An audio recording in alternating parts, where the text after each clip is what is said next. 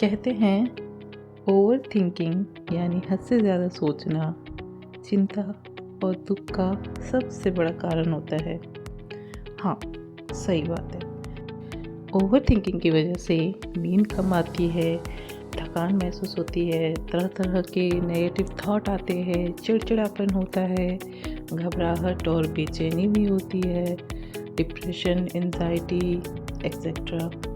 तो सच है कि हम जब ओवर थिंकिंग करते हैं तो बहुत हमें परेशानी का सामना करना पड़ता है। ओवर थिंकिंग को कैसे कम करें, इसके कुछ टिप्स नंबर 1, हमारी एक रूटीन होनी चाहिए, कुछ गोल होना चाहिए ताकि इसमें हम बिज़ी रहें। यूँ ही फालतू बैठने से दिमाग ज़्यादा सोचता है। हमारे कुछ करने को कुछ नहीं होता तो हम दिन भर यही सोचते रहेंगे, उसने ये बोल दिया, उसने ऐसा बोल दिया, उसने ये कर दिया, वो वहाँ जा रही है, मैं तो कुछ भी नहीं कर सकती।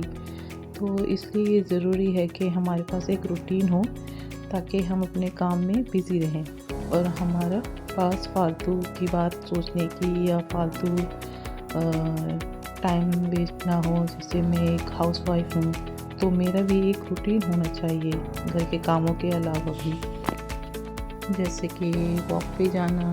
अगर वॉक पे ना जा सकूँ तो बालकनी में थोड़ी देर यूँ ही टहल लेना। और अगर छत है आपके पास, छत की सुविधा है, जैसे कुछ लोगों के पास छत नहीं होती, बालकनी होती है, तो इसलिए मैंने बालकनी का नाम लिया। तो अगर आपके पास छत है तो आप छत पे टहलने के लिए जाइए और अपने पसंद का काम करिए।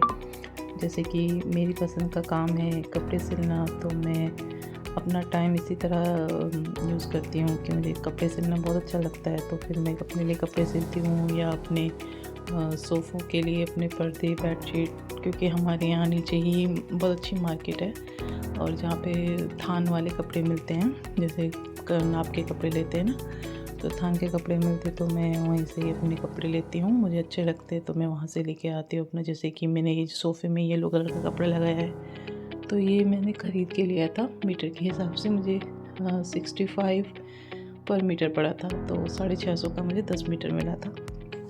तो ये तो हो गई थोड़ी सी ऐसी मेरी जनरल नॉलेज यहाँ के हमारे इलाके के बारे में।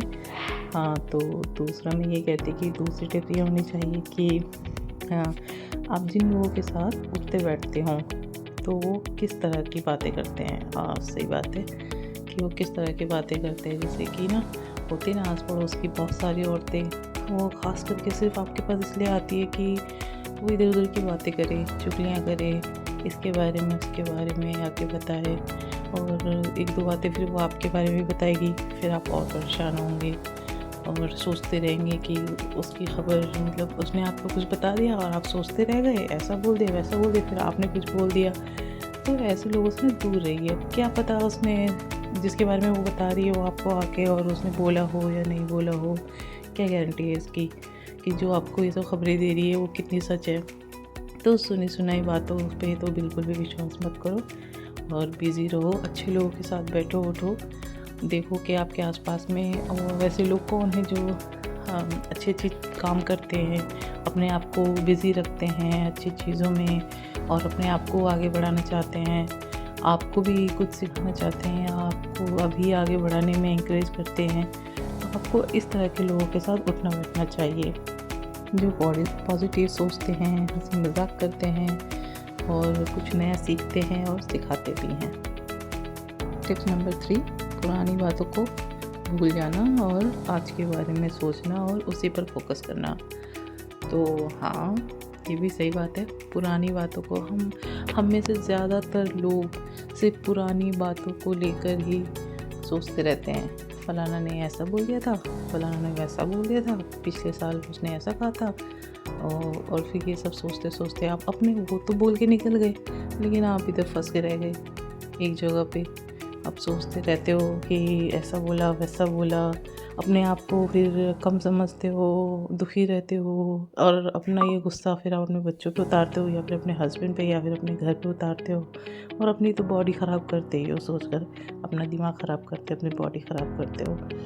तो पुरानी बातों को भूल जाओ और आज पे फोकस करो। जैसे कि आज मैं खाना क्या बनाऊँ, तो अपने खाने में क्या नया कुछ लाऊं कि वो और अच्छा बने, या मैं कुछ क्या नया सीखूं, मैं आज अपने घर में क्या नया करूं।